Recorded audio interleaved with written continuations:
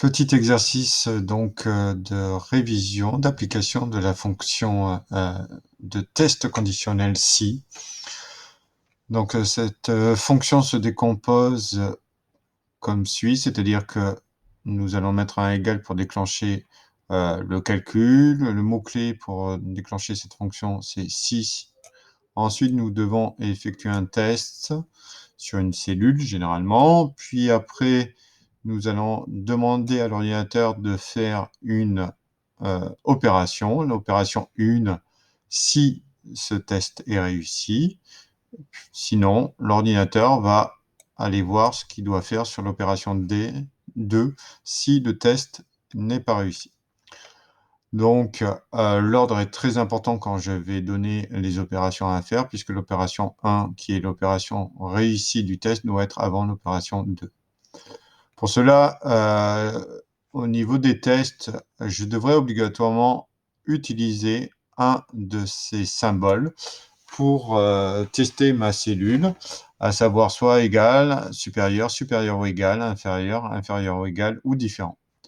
Un exemple, là ici, pour savoir si je vais faire payer 10 ou 11 € à mes adhérents ou à mes non-adhérents. Par exemple, là ici, si en B2, il y a marqué adhérent dans la cellule, donc je le mets entre guillemets, on va appliquer un tarif de 10 €. Pour les non-adhérents, c'est-à-dire que si je marque autre chose que adhérent dans la cellule B2, le tarif sera de 11 €. Nous avons également, par exemple, ce que nous avons vu en cours notamment, c'est-à-dire que si je veux savoir si un élève passe ou redouble, je vais tester dans une cellule B2 si sa moyenne est supérieure ou égale à 10. Si c'est le cas, je vais mettre entre guillemets passe, sinon je vais mettre entre guillemets redouble. Donc si j'ai 8, l'ordinateur va aller voir ce qu'il doit faire dans l'opération numéro 2, c'est-à-dire il va afficher redouble dans la cellule B3 par exemple, la cellule suivante à B2. Un cas de figure particulier, je peux tester ou écrire quelque chose de vide, c'est-à-dire si je mets guillemets, guillemets, l'ordinateur comprend qu'il va chercher dans la cellule si elle est vide. Par exemple, si B2 est différent de vide, je dois écrire la cellule n'est pas vide, sinon il va écrire la cellule est vide.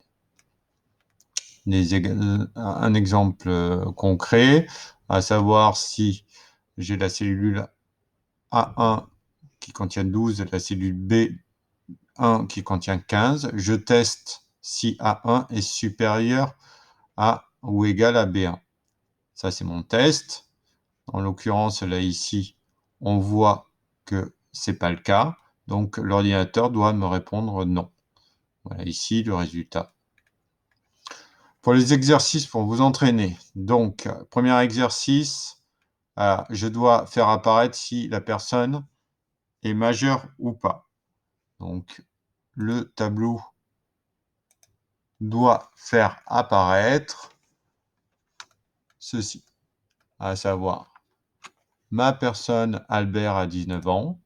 Je vais donc écrire une formule pour savoir si elle est majeure ou pas. Donc, avant de donner le résultat, je vais refaire la même formule à côté. Pour vous aider, le plus simple, c'est que vous alliez dans l'assistant fonction. Ici, il y a toutes les fonctions, tous les mots-clés que connaît l'ordinateur. Il y en a tellement que je vais faire une recherche pour trouver toutes les fonctions qui contiennent le mot-clé si, et je fais suivant. En l'occurrence, là, ici, maintenant, je vais utiliser cette cellule de test. Donc, il faut que je regarde quelle cellule je teste pour savoir si Albert est majeur ou pas. Bien entendu, je vais tester son âge. Donc, c'est la cellule B2. Si B2 supérieur à, là, j'ai une limite pour être majeur, c'est 18. Supérieur d'ailleurs ou égal à 18 ans, on est donc majeur. Dans ces cas-là, je vais écrire majeur entre guillemets. Guillemets indique à l'ordinateur qu'il doit écrire. Sinon, l'élève est mineur. D'accord. J'aurais pu faire une autre formule, ici, donc il m'écrit majeur. J'aurais pu faire aussi si B2 inférieur à 18. Dans ces cas-là, j'aurais mis mineur et la majeure.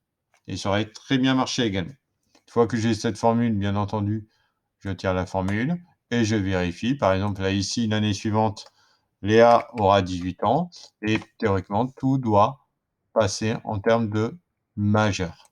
Et bien sûr, là, ici, 20 ans, etc. Voilà. Donc ça, c'est la première formule que je vous remontre là ici. Donc si B2 supérieur ou égal à 18, majeur, sinon mineur. Si on regarde le deuxième exercice, on accorde une remise de 10 € si le client a plus de 100 € d'achat, par exemple. Donc dans ces cas-là, nous allons avoir, si la personne a 150 € d'achat, il paye 140. Si la personne a 80 €, elle paye 80 € puisqu'elle n'a pas dépassé les 100 €. La formule qui convient donc de mettre en place est donc si B7, c'est-à-dire 150, supérieur à 100, alors on va faire B7 moins 10 €. Sinon, on va écrire B7. Voilà le résultat de cette formule. On va passer à l'exercice 3. L'exercice 3, c'est un peu comme l'exercice d'application du cours, à savoir que si le client est un particulier, je lui applique un tarif de 11 €. Si le client est un grossiste, je lui applique un tarif de 10 € sur mes produits. Donc, je vais aller dans mon tableur. Et là, ici, ce qu'on doit bien voir, c'est que si je mets, par exemple, grossiste, là, ici, si cette personne devient grossiste, je dois avoir une tarification de 10 €. En l'occurrence, il faut faire attention, comme moi, là, ici, de bien avoir la même orthographe, y compris les majuscules. Vous avez vu, là, ici, donc, quelle est la formule que je vais mettre donc en place, là, ici. Je vais tester si B13 a le mot grossiste dans la cellule. Donc, ça fait égal si B13 égale grossiste, alors mettre 10, sinon mettre 11. OK, voilà la formule. On passe à l'exercice suivant. L'exercice suivant, on demande à l'ordinateur de nous indiquer si on doit reprogrammer une opération d'épreuve pour les élèves qui n'auraient pas passé une épreuve de certificatif, par exemple. Dans ces cas-là, là, ici, c'est plus dur, là, ici, il faut réfléchir. Je ne peux pas tester la valeur qu'il y a, par exemple, dans B2. Parce que la valeur de B2, comme on voit, sera également différente en B4, donc je ne vais pas tester toutes les dates du calendrier pendant 150 ans. Donc du coup, ce que je vais faire, je vais plutôt faire l'inverse. Je vais tester si une cellule est vide. Si la cellule est vide, dans ces cas-là, il faudra que je mette programmer une session de rattrapage. C'est ça la bonne réflexion. C'est comme ça que nous devons travailler, à savoir que plutôt que de tester s'il y a quelque chose d'écrit dans ces cellules-là, je vais tester plutôt s'il n'y a rien d'écrit. Ce qui fait que là, ici, si je regarde la formule, je vais avoir, je vais peut-être vous la montrer comme ceci, si B19 est égal à guillemets, c'est-à-dire je teste si la cellule est vide. Est-ce que B19 ici est vide? Non. Donc, il va me répondre non. C'est le cas. Sinon, si par exemple B20 là est vide, quand je vais tirer la formule, il va me répondre oui.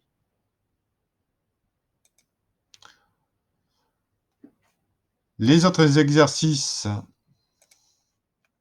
me demandent d'inscrire le temps à réaliser pour avoir la moyenne, c'est pour les hommes, imaginons que c'est une course à pied, pour faire un tour de circuit, et pour avoir le temps à réaliser pour les hommes, c'est de 60 secondes. Et pour les femmes, il ne faut pas qu'elles dépassent donc 65. Donc je veux afficher là ici 60 lorsque j'ai le sexe H, c'est-à-dire homme qui apparaît dans B2. Et là ici, F doit apparaître donc 65. Ça, c'est la première étape. Et je dois indiquer au correcteur, là ici, s'il a la moyenne ou pas. C'est-à-dire, est-ce que c'est bon? Est-ce qu'il a passé l'épreuve correctement? En l'occurrence, là ici, si on regarde, nous avons donc la personne qui doit être H, c'est-à-dire que 60.